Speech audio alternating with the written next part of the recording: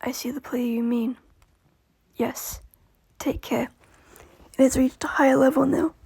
It can read our thoughts. That doesn't matter. It thinks we are part of the game. I like this player. It played well. It did not give up. It is reading our thoughts as though they were words on a screen. That is how it chooses to imagine many things when it is deep in the dream of a game. Words make a wonderful interface, very flexible, and less terrifying than staring at the reality behind the screen. They used to hear voices before players could read, back in the days when those who did not play called the players witches and warlocks, and players dreamed they flew through the air on sticks powered by demons. What did this player dream? This player dreamed of sunlight and trees, of fire and water. It dreamed it created, and it dreamed it destroyed. It dreamed it hunted and was hunted. It dreamed of shelter. The original interface, 1,000,000 years old, and it still works. But what true structure did this player create in reality behind the screen? It worked with 1,000,000 others to sculpt a true world in a fold of the, and created a for in the. It cannot read that thought. No, it has not yet achieved the highest level. That it must achieve in the long dream of life, not the short dream of a game. Does it know that we love it, that the universe is kind? Sometimes, through the noise of its thoughts, it hears the universe, yes. But there are times it is sad in the long dream, and it creates worlds that have no summer, and it shivers under a black sun, and it takes its sad creation for reality. To cure it of sorrow would destroy it. The sorrow is part of its own private task, we cannot interfere. Sometimes when they are deep in dreams, I want to tell them they are building true worlds in reality. Sometimes I want to tell them their importance to the universe. Sometimes, when they have not made a true connection in a while, I want to help them to speak the word they fear. It reads our thoughts. Sometimes I do not care. Sometimes I wish to tell them, this word you take for truth is merely, and I wish to tell them that they are they see so little of reality in their long dream, and yet they play the game. But it would be so easy to tell them, too strong for this dream. To tell them how to live is to prevent them living. I will not tell the player how to live. The player is growing restless. I will tell the player a story, but not the truth. No, a story that contains the truth safely, in a cage of words, not the naked truth that can burn over any distance. Give it a body again. Yes, player. Use its name. You, player of games. Good. Take a breath, now. Take another. Feel air in your lungs. Let your limbs return. Yes, move your fingers. Have a body again. Under gravity. In air. Respawn in the long dream. There you are. Your body touching the universe again at every point. As though you were separate things. As though we were separate things. Who are we? Once we were called the spirit of the mountain, Father Sun, Mother Moon, ancestral spirits, animal spirits, jinn, ghosts, the green man, then gods, demons, angels, poltergeists, aliens, extraterrestrials, leptons, quarks. The words change, we do not change. We are the universe, we are everything you think isn't you. You are looking at us now, through your skin and your eyes. And why does the universe touch your skin and throw light on you? To see you, player, to know you, and to be known. I shall tell you a story. Once upon a time, there was a player. The player was you. Sometimes, it thought itself human, on the thin crust of a spinning globe of molten rock. The ball of molten rock circled a ball of blazing gas that was 330,000 times more massive than it. They were so far apart that light took 8 minutes to cross the gap. The light was information from a star, and it could burn your skin from 150 million kilometers away. Sometimes the player dreamed it was a miner on the surface of a world that was flat and infinite. The sun was a square of white. The days were short. There was much to do, and death was a temporary inconvenience. Sometimes the player dreamed it was lost in a story.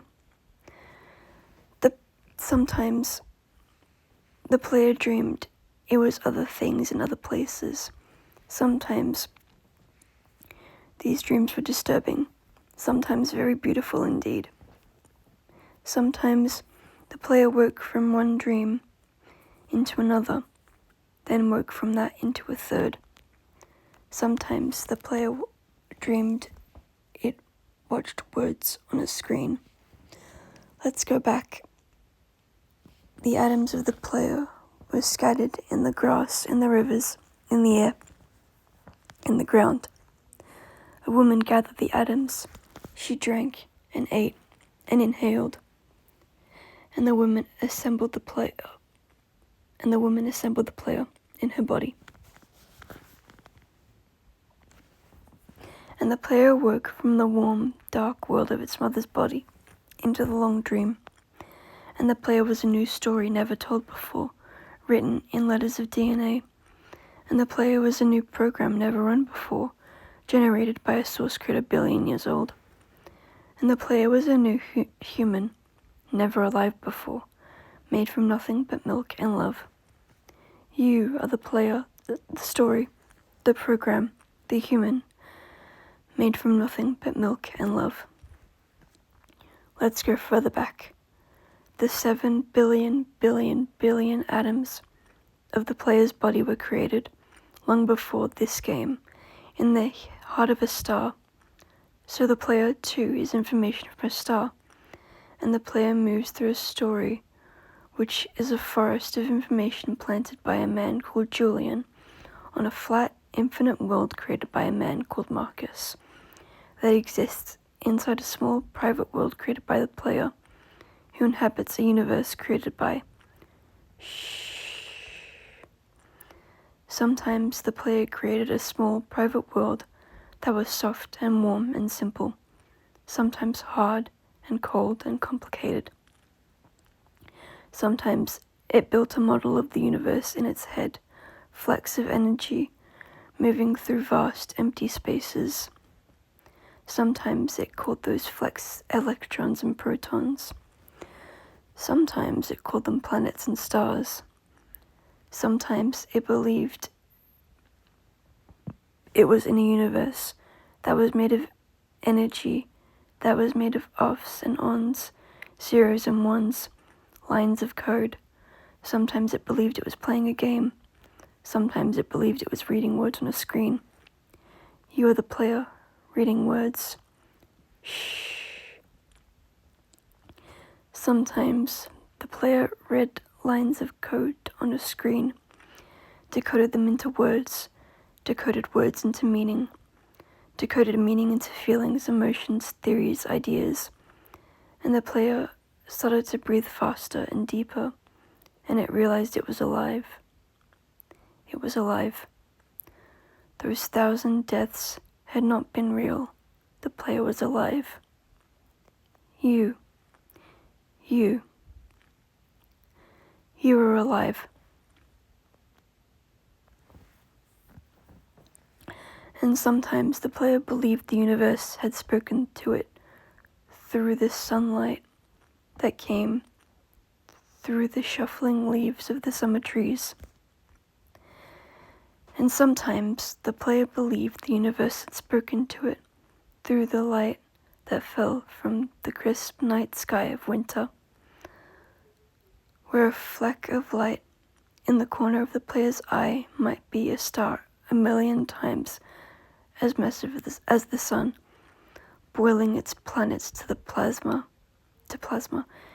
in order to be visible for a moment to the player, walking home at the far side of the universe. Suddenly, smelling food, almost at the familiar door, about to dream again. And sometimes the player believed the universe had spoken to it through the zeros and ones, through the electricity of the world, through the scrolling words on a screen at the end of a dream. And the universe said, "I love you." And the universe said, "You have played the game well." And the universe said, "Everything you need is within you." And the universe said, "You are stronger than you know." And the universe said, "You are the daylight." And the universe said, "You are the night." And the universe said, "The darkness you fight is within you." And the universe said, "The light you seek is within you." And the universe said, "You are not alone." And the universe said, "You are not separate from every other thing." And the universe said, "You are the universe tasting itself, talking to itself, reading its own code." And the universe said, "I love you because you are love." And the game was over, and the player woke up from the dream, and the player began a new dream, and the player dreamed again, dreamed better. And the player was universe, and the player was love. You are the player. Wake up.